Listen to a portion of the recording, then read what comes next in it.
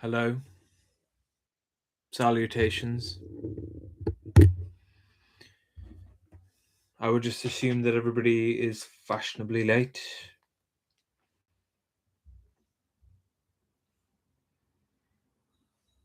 I will just be checking the audio.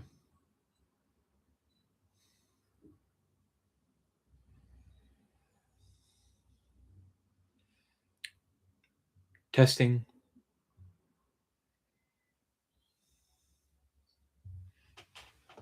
Testing.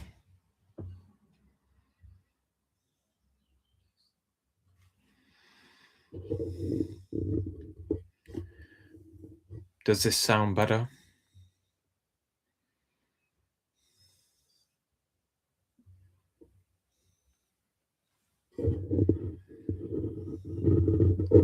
What if I do this?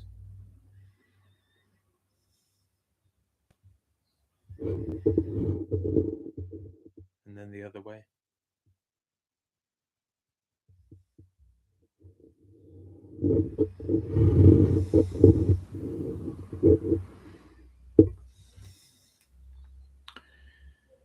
Okay.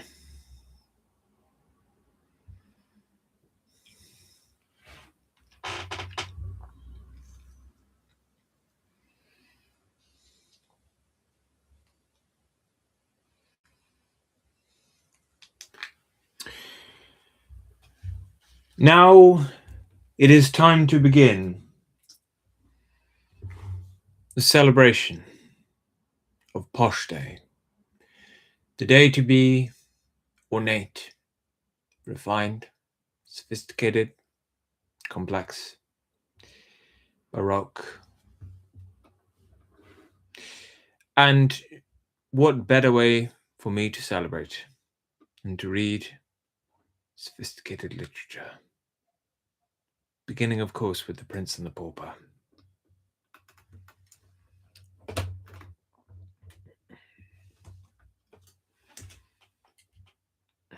Just make sure my balding head is in view.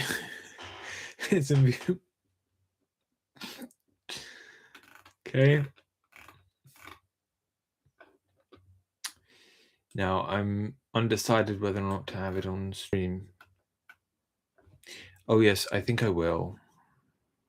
Okay.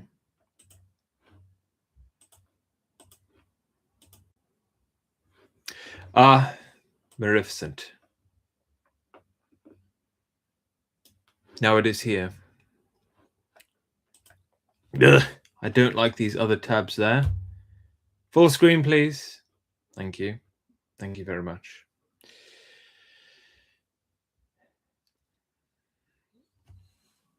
And now,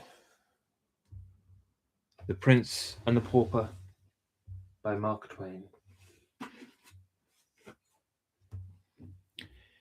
Chapter 1. The Birth of the Prince and the Pauper.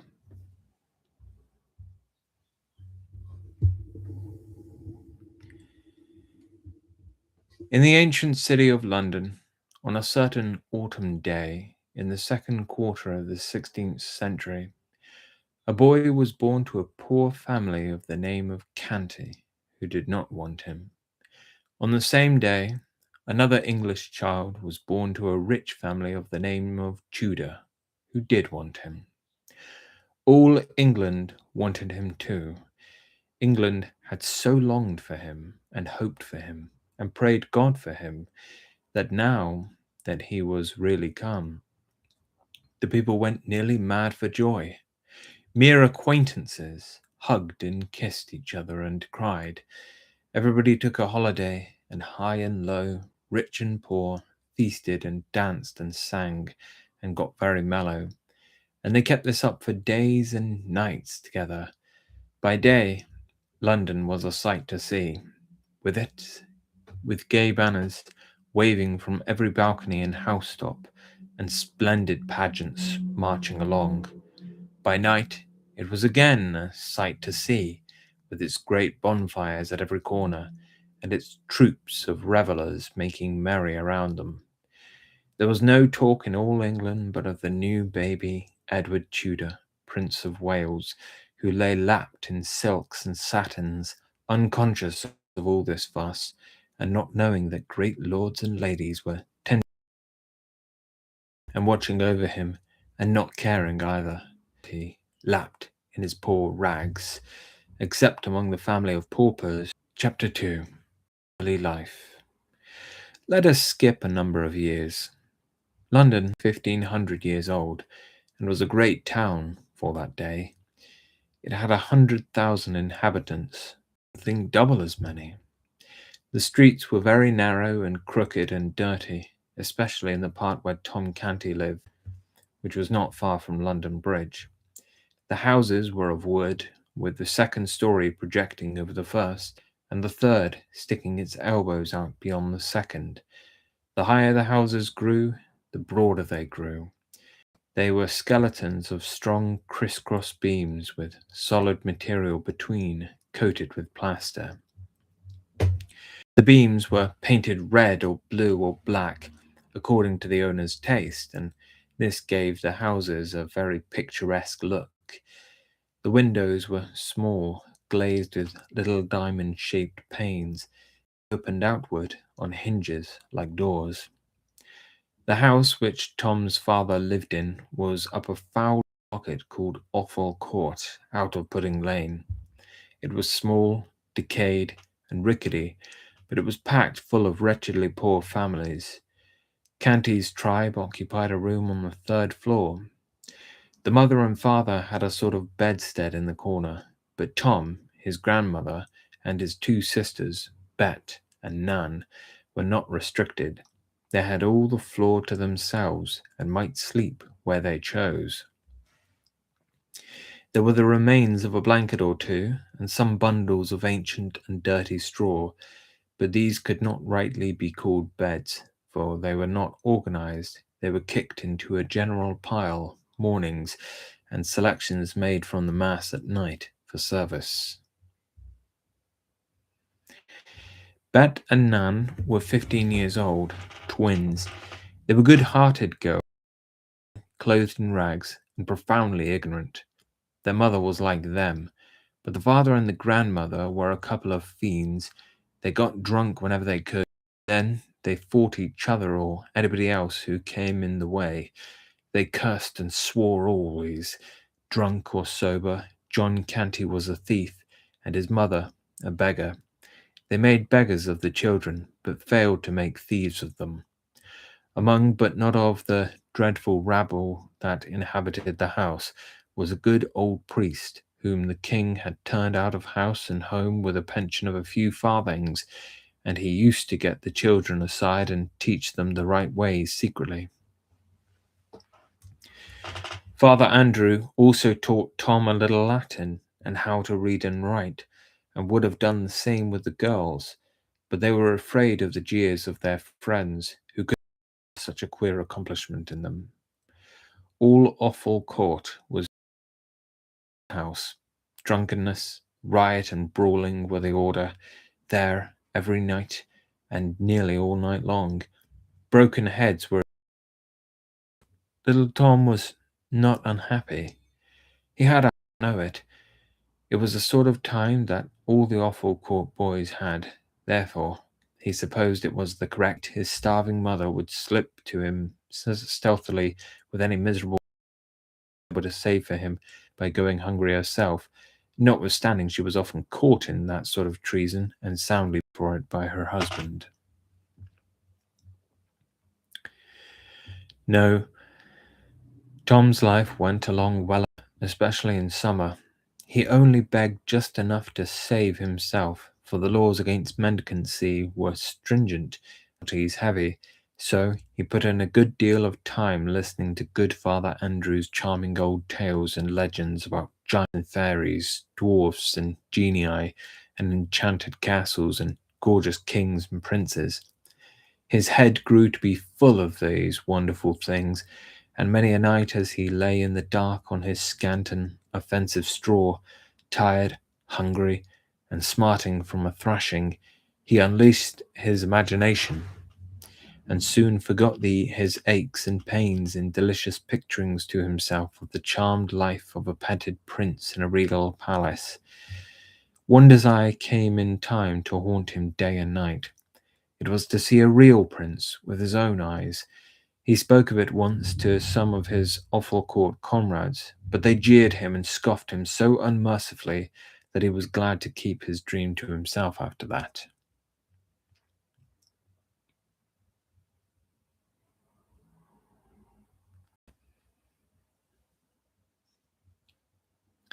He often read the priest's old books and got him to explain, and his dreamings and readings worked sudden changes in him by and by. His dream people were so fine that he grew to lament his shabby clothing and his dirt, and to wish to be clean and better clad. He went on playing in the mud just the same and enjoying it too, but instead of splashing around in the Thames solely for the fun of it, he began to find an added value in it because of the washings and cleansings it afforded. Tom could always find something going on around the Maypole and Cheapside, and at the fairs, and now and then he and the rest of London had a chance to see a military parade when some famous unfortunate was carried prisoner to the Tower by land or boat. One summer's day, he saw poor Anne Askew and three men burned at the stake in Smithfield, and heard an ex-bishop preach a sermon to them which did not interest him. Yes, Tom's life was varied and pleasant enough on the whole.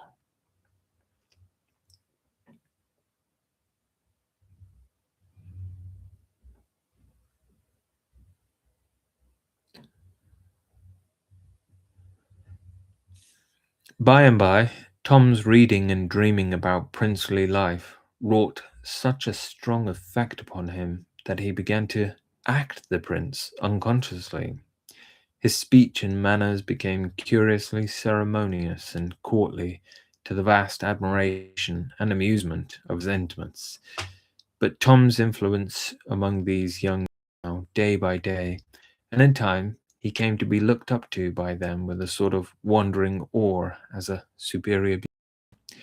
He seemed to know so much, and he could do and say such marvelous things, and withal he was so deep and wise. Tom's remarks and Tom's performances were reported by the boys to their elders, and these also presently began to discuss Tom Canty and to regard him as a most gifted and extraordinary creature. Full grown people brought their perplexities to Tom for solution, and were often astonished at the wit and wisdom of his decisions. In fact, he was become a hero to all who knew him except his own family. These only saw nothing in him.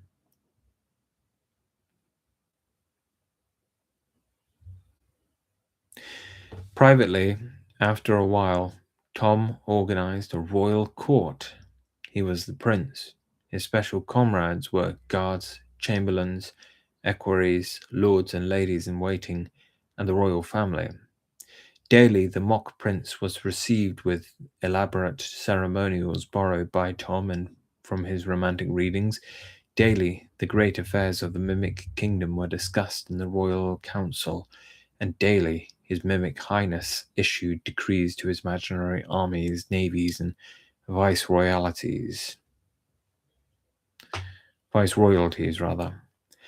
After which he would go forth in his rags and beg a few farthings, eat his poor crust, take his customary cuffs and abuse, and then stretch himself upon his handful of foul straw and resume his empty grandeurs in his dreams. And still his desire to look just once upon a real prince in the flesh grew upon him day by day and week by week, until at last it absorbed all other desires and became the one passion of his life.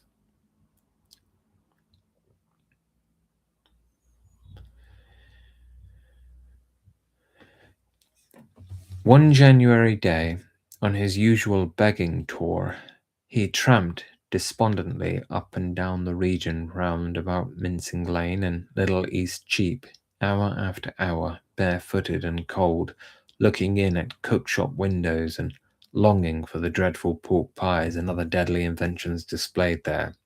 For to him These were dainties fit for the angels, that is, judging by the smell they were, for it had never been his good luck to own and eat one. There was a cold drizzle of rain. The atmosphere was murky. It was a melancholy day. At night, Tom reached home so wet and tired and hungry that it was not possible for his father and grandmother to observe his forlorn condition and not be moved. After their fashion, wherefore they gave him a brisk cuffing at once and sent him to bed.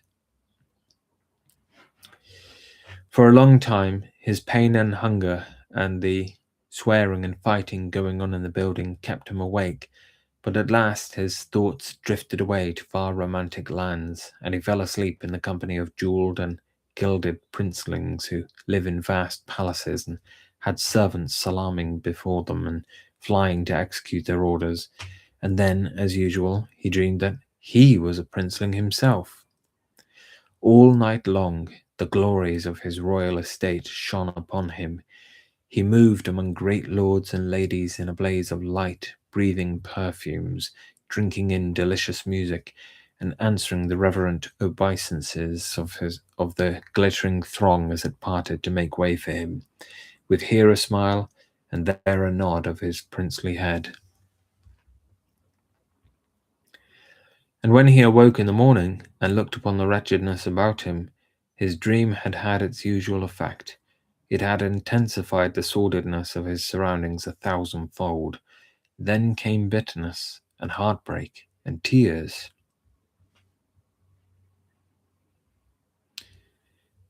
Chapter 3. Tom's Meeting with the Prince. Tom got up hungry and sauntered hungry away, but with his thoughts busy with the shadowy splendors of his night's dreams. He wandered here and there in the city, hardly noticing where he was going or what was happening around him. People jostled him and gave him rough speech, but it was all lost on the musing boy. By and by, he found himself at Temple Bar, the farthest from home he had ever travelled in that direction. He stopped and considered a moment, then fell into his imaginings again, and passed on outside the walls of London. The Strand had ceased to be a country road then, and regarded itself as a street, but by a strained construction, for though there was a tolerably compact row of houses on one side of it, there were only some scattered great buildings on the other, these being palaces of rich nobles with ample and beautiful grounds stretching to the river, grounds that are now closely packed with grim acres of brick and stone. Tom discovered Charing Village presently, and rested himself at the beautiful cross built there by a bereaved king of earlier days, idled down a quiet, lovely road past the great cardinal's stately palace toward a far more mighty, majestic palace beyond, Westminster.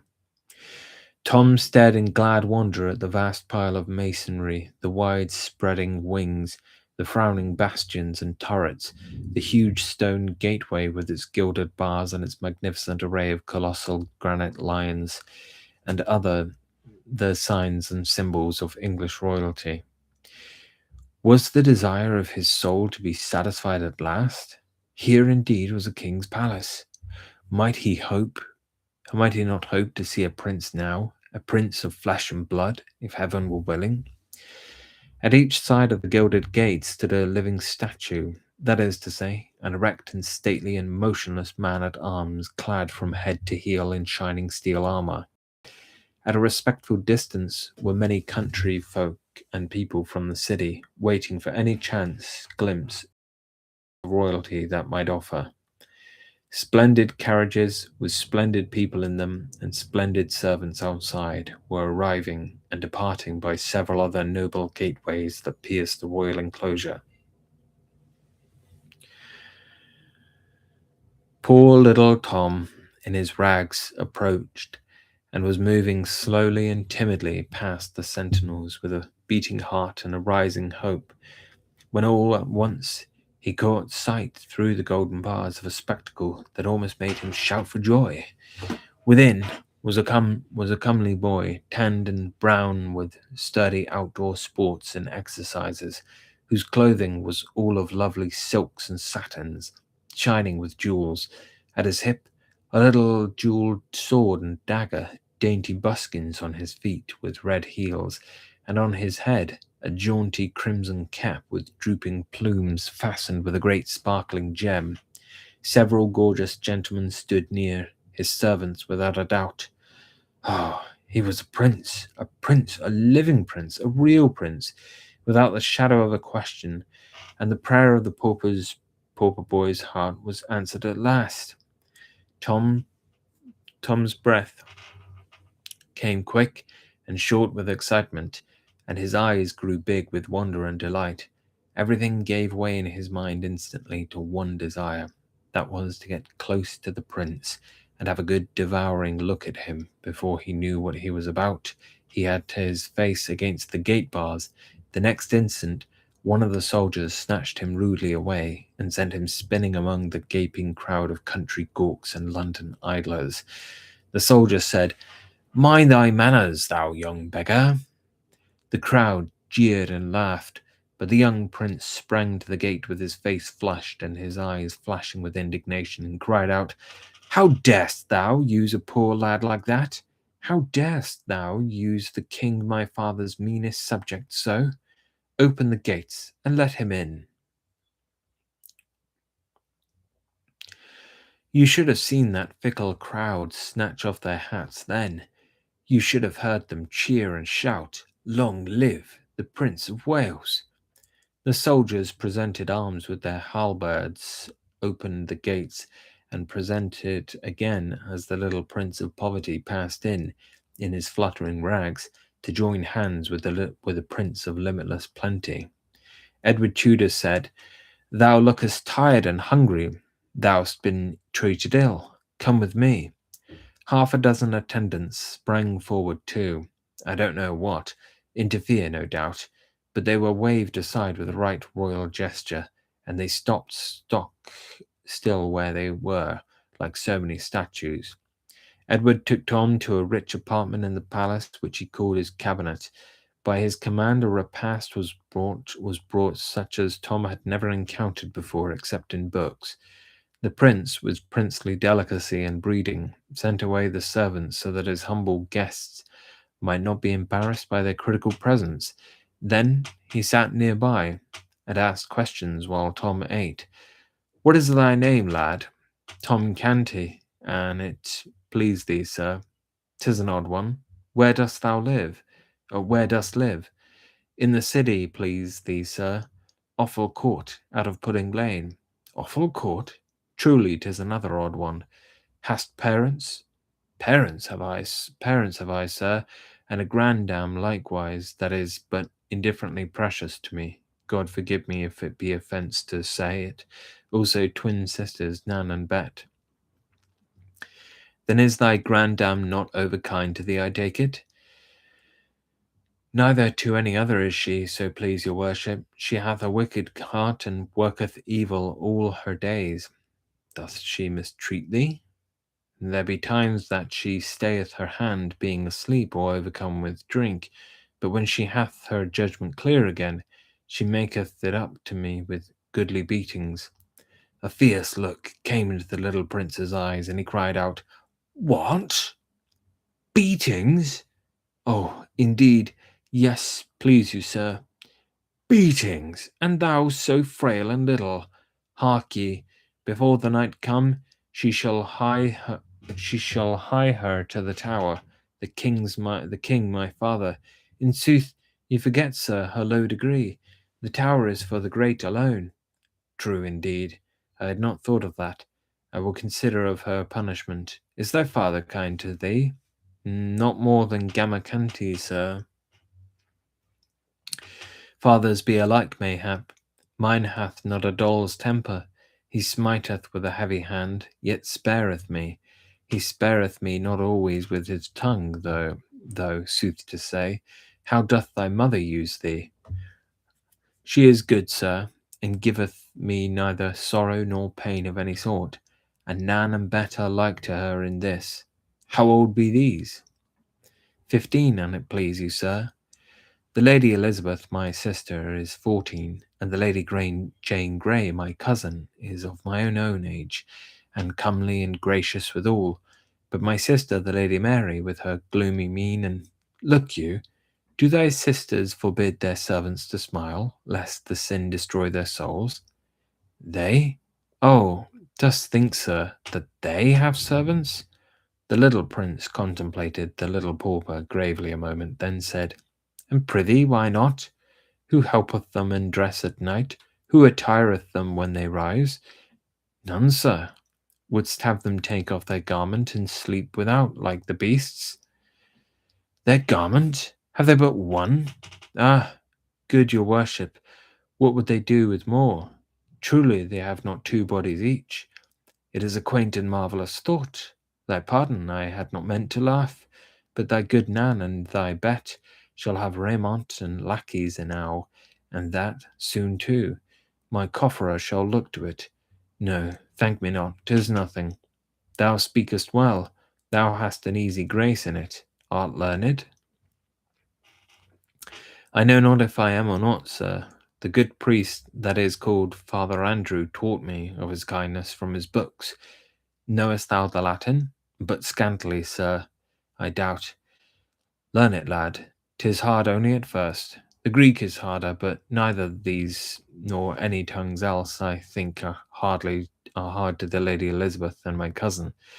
Thou shouldst hear those damsels at it. But tell me of thy awful court. Hast thou a pleasant life there? In truth, yes, so please you, sir. Save when one is hungry, there be Punch and Judy shows and monkeys. Oh, such antic creatures, and so bravely dressed. And there be plays wherein they that play do shout and fight till all are slain. And 'tis so fine to see, and costeth but a farthing, albeit 'tis main hard to get the farthing, please your worship. Tell me more. We lads of Offal Court do strive against each other with the cudgel, like to the fashion of the prentices sometimes.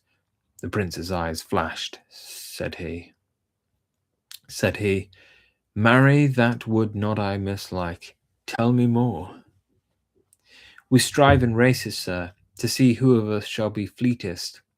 That would I like also. Speak on.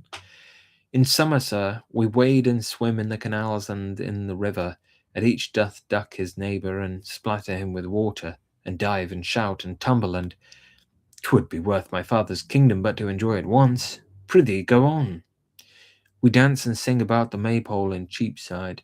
We play in the sand, each covering his neighbour up, and times we make mud pastry. Oh, the lovely mud! It hath not its like for delightfulness in all the world. We do fairly wallow in the mud, sir, saving your worship's presence. Oh, prithee, say no more, 'tis glorious. If that I could but clothe me in raiment like to thine, and strip my feet and revel in the mud once, just once, with none to rebuke me or forbid, meseemeth I could forego the crown. And if that I could clothe me once, sweet sir, as thou art clad, just once, oh, wouldst like it? Then so shall it be. Doff thy rags and don these splendours, lad. It is a brief happiness, but will be not less keen for that. We will have it while we may, and change again before any come to molest. A few minutes later, the Prince Wales was garlanded with Tom's fluttering odds and ends, and the little Prince of Pauperdom was tricked out in the gaudy plumage of royalty. The two went and stood side by side before a great mirror. And lo, a miracle! There did not seem to have been any change made. They stared at each other, then at the glass, then at each other again. At last the puzzled princeling said, What dost thou make of this? Ah, good your worship, require me not to answer. It is not meet that one of my degree should utter the thing. Then will I utter it. Thou hast the same hair, the same eyes, the same voice and manner, the same form and stature, the same face and countenance that I bear. Fared we forth naked, there is none could say which was you and which the Prince of Wales. And now that I am clothed as thou wert clothed, It seemeth I should be able to more nearly to feel as thou didst when the brute soldier. Hark ye, is not is not this a bruise upon your hand? Yes, but it is a slight thing, and your worship knoweth that the poor man at arms. Peace. It was a shameful thing and a cruel, cried the little prince, stamping his bare foot. If the king stir not a step till I come again, it is a command. In a moment he had snatched up and put away an article of national importance that lay upon a table, and was out at the door and flying through the palace grounds in his bannered rags, with a hot face and glowing eyes. As soon as he reached the great gate, he seized the bars and tried to shake them, shouting, "Open! Unbar the gates!" The soldier that maltreated Tom obeyed promptly, and as the prince burst through the portal, half smothered with royal wrath, the soldier fetched him a sounding box on the ear that sent him whirling to the roadway, and said, "Take that, thou beggar spawn, for what thou gotst me from his highness." The crowd roared with laughter. The prince picked himself out of the mud and made fiercely at the sentry, shouting, "I am the Prince of Wales. My person is sacred, and thou shalt hang for laying thy hand upon me." The soldier brought his halberd to a present arms, and said mockingly, "I salute your gracious highness." Then angrily, "Be off, thou crazy rubbish." Here the jeering crowd closed round the poor little prince and hustled him far down the road, hooting him and shouting, "Way for his royal highness! Way for the Prince of Wales!"